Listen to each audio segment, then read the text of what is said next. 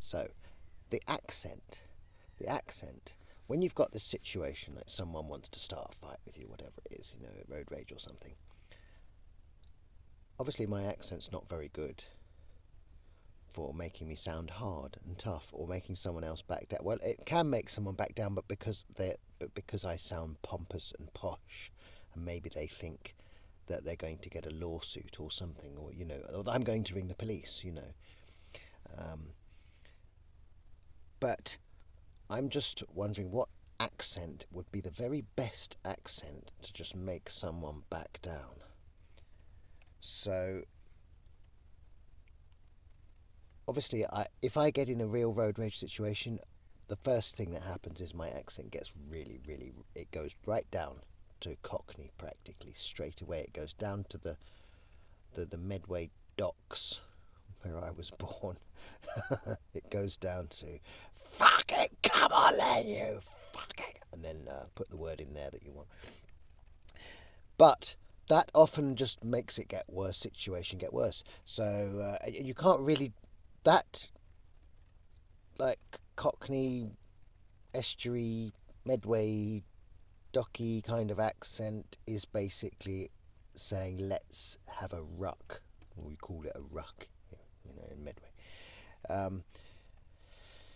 So it's kind of an invitation to fight, and I'm not very big, so generally speaking, people will try and take me up on that if I was to go that route. And you can't, for some reason, you can't do anything else with that accent. I could try going the Jason Statham route, but then they'd have to come closer to me to hear what the hell I'm saying.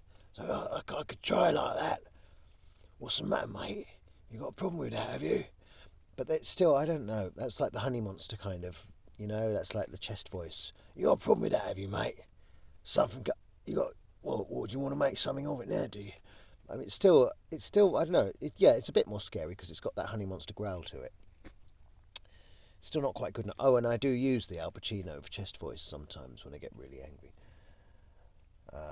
What do I say when I do that?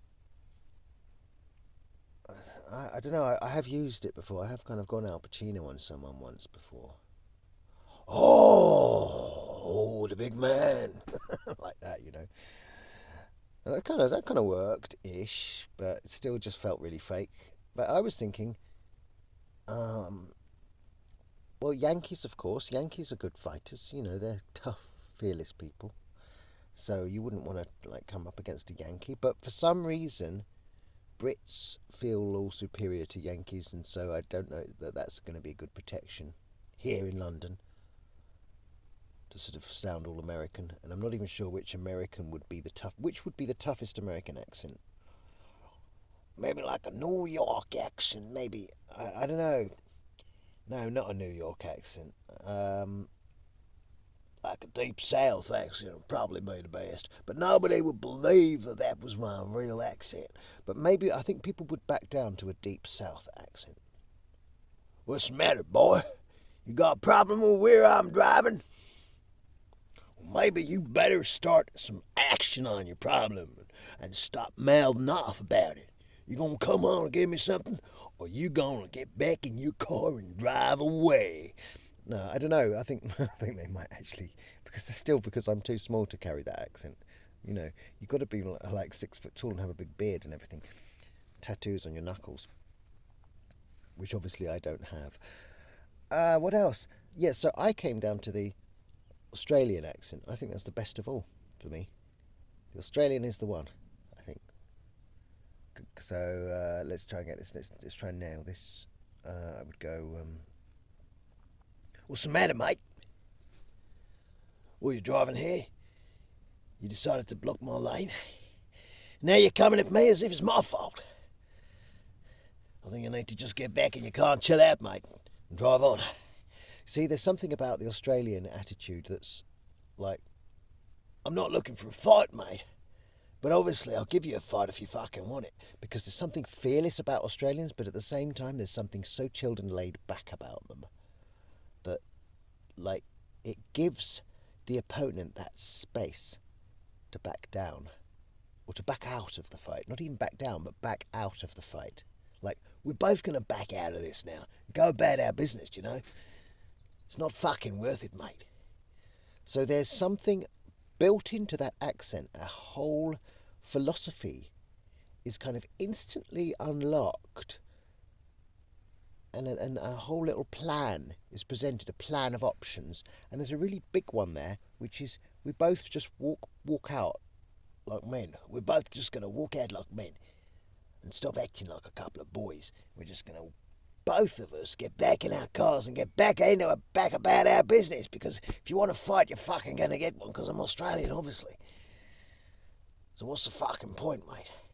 You want to get to work, I want to get to work. Let's get out of each other's way, shake hands and just fucking go. And the other thing is that it's like, I'm not backing down myself when I say that.